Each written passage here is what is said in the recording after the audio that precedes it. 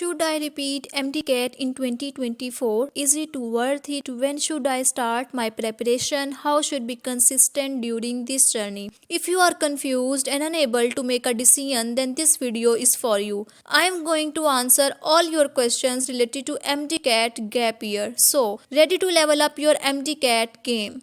Assalamualaikum everyone, I am Bisma. Welcome back to my YouTube channel. In this video, I am going to uncover the secret behind repeating MDCAT exam. Whether it's a smart move or not, we will explore the advantages, the challenges and everything in between. So, first of all, to make a decision, you have to sit alone and ask yourself why you are going to repeat MDCAT, why you are going to give another attempt. You will get the answer, but in case आपको answer नहीं मिलता तो मैं आपकी help करूंगी. आपने decide कैसे करना है कि आप MDCAT इम्प्रूव करेंगे या किसी और फील्ड की तरफ मूव ऑन कर जाएंगे. Watch this video till and because it's gonna be really very helpful for you guys. So the very first thing is कि आपने कभी भी खुद को रिपीटर कंसीडर नहीं करना. You are not a repeater, you are a improver. Improver is the person who learns from his mistakes, who improves his mistakes. But repeater is the person who repeats his mistakes again and again.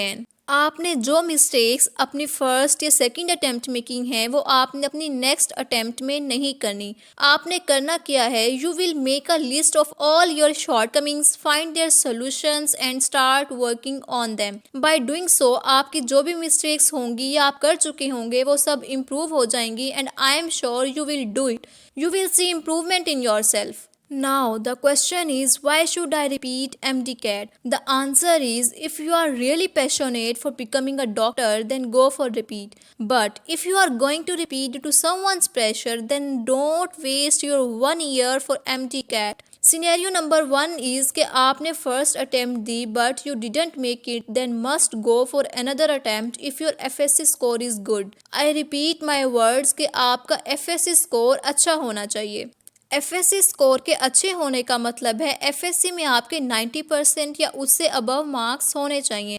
Because it's very important क्योंकि aggregate calculation में FSC की 40% include होती है and it's too much that can not be neglected.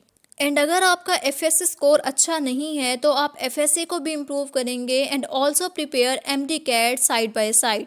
Because mostly FSC students भी medical के students try for another attempt if they didn't make it in their first attempt. And the main reason behind second attempt is कि बाद में आपको कोई regret ना हो कि काश हम एक और अटेम्प्ट दे लेते. मोस्टली स्टूडेंट्स का एडमिशन सेकंड अटेम्प्ट में हो जाता है, कुछ का थर्ड अटेम्प्ट में होता है. हर चीज़ का एक वक्त मुकर्रर होता है और वो उसी वक्त पर मिलती है, वक्त से पहले नहीं मिलती. We should understand this point. The second question is, when should I start my preparation? It totally depends upon you because MDCAT से पहले जो एक मंथ होता है वो बहुत इम्पॉर्टेंट होता है. उस टाइम पे आपने अपना 100% देना है. अगर आप MDCAT की प्रेपरेशन आज से स्टार्ट करते हैं और 1 मंथ बिफोर MDCAT आप उतना टाइम अपनी स्टडीज़ को नहीं देते जितना आप आज से देने लगे हैं तो आपकी सारी मेहनत वेस्ट हो जाएगी. बिकॉज MDCAT से पहले वाला 1 month that is the most crucial time for your MDCAT preparation. आपने इस टाइम पर बहुत फोकस्ड होकर पढ़ना है. आपके पास आपकी बुक्स हों और आप हो, आपने ऐसे पढ़ना है. But for now, you can read your books whenever you feel bored. You can do MCQs. आपको जो चैप्टर्स इजी लगते हैं आप उन्हें पढ़ना स्टार्ट कर दें. आप थोड़ा थोड़ा अपनी बुक्स को टाइम देना स्टार्ट कर दें ताकि आपका माइंड उस रूटीन में आना स्टार्ट हो जाए. And the next question is, आपने कंसिस्टेंट कैसे रहना है? कंसिस्टेंट रहने के लिए आपने डिफरेंट सोशल मीडिया प्लेटफॉर्म्स और जितनी भी ऐसी ऐप्स हैं मोबाइल में जो आपको स्टडी से डिस्ट्रैक्ट करती हैं या मोबाइल के अलावा कोई भी चीज़ जो आपको आपकी स्टडी से डिस्ट्रैक्ट करे, आपने उससे कट ऑफ हो जाना है. ये कंप्लीट कट ऑफ आपने बिफोर 3 मंथ्स ऑफ MDCAT कर देना है. And the last question is it worth it? Obviously yes. Everyone tries to make it in his repeat year, gap year, but if you didn't make it then remember one thing, Allah has better plans for you.